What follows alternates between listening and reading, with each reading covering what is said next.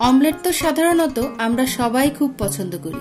আজ আমি বানাবো খুবই মজাদার ভিন্ন স্বাদের অমলেট। আসসালামু আলাইকুম, ওয়েলকাম টু ড্রিম প্যাডেলার। আশা করি সবাই ভালো আছেন। আজ আমি তৈরি করে দেখাবো আফগানি অমলেট।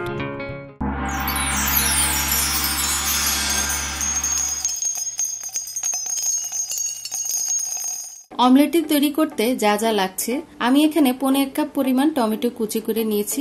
তারপর নিয়েছি 2 টেবিল চামচ পরিমাণ ধনেপাতা, নিয়েছি 4টি ডিম, কিন্তু আমি একটি ডিম এখানে রেখেছি। আমার এই ডিমটি একটু ফেটে গিয়েছে, আপনারা চেষ্টা করবেন আস্ত কুসুম সহ ডিমটি ব্যবহার করতে। তারপর নিয়েছি পরিমাণ মতো গোলমরিচ, পরিমাণ মতো লবণ, 4-5টি কাঁচামরিচ, হাফ কাপ পরিমাণ পেঁয়াজ কুচি এবং 1 কাপ পরিমাণ আলু কিউব করে কাটা। চলুন তাহলে এই সহজ অমলেটটি তৈরি করা যাক। অমলেটটি তৈরি করার জন্য প্রথমে আমি একটি প্যানে তেল দিয়ে দিলাম, তারপর দিয়ে দিব আলু। এখন আমি আলুগুলো অল্প কিছুক্ষণের জন্য ঢাকনা দিয়ে রান্না করব। ফিরে আসলাম 2 মিনিট পর। অলরেডি আমার আলুগুলো কিছুটা সিদ্ধ হয়ে এসেছে। এখন আমি দিয়ে দিব পেঁয়াজ কুচি। পেঁয়াজ কুচি দিয়ে আমি আলুগুলো আবারও কিছুক্ষণ নেড়েচেড়ে ভেজে নেব।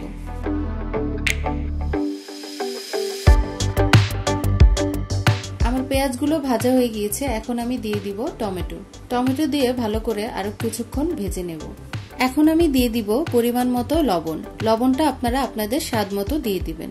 এখন আমি টমেটোটা সেদ্ধ হওয়া পর্যন্ত ভেজে নেব। আমি এখানে বড় সাইজের 2টি টমেটো ব্যবহার করেছি, আপনারা চাইলে 3টিও ব্যবহার করতে পারেন।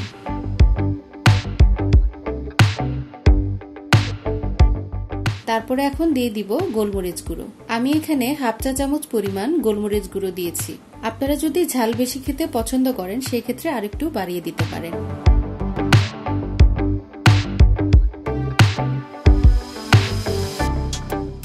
আমার আলু, টমেটো এবং পেঁয়াজ ভালো করে ভাজা হয়ে গিয়েছে। আমি এখন দিয়ে দিব একটি একটি করে ডিম।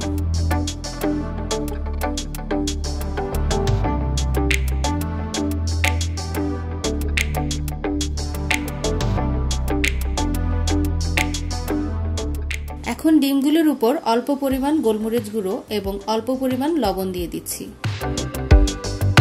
তারপর দিয়ে দিব ধনেপাতা এবং কাঁচামরিচ। আমি এখানে আস্ত কাঁচামরিচ ব্যবহার করেছি, আপনারা চাইলে কেটেও দিতে পারেন।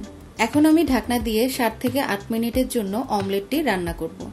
ফিরে আসলাম 7 মিনিট পর। ওয়াও, আমার আফগানি অমলেটটা কিন্তু খুব সুন্দরভাবে হয়ে গিয়েছে। এখন আমি আপনাদের পরিবেশন করে দেখাচ্ছি।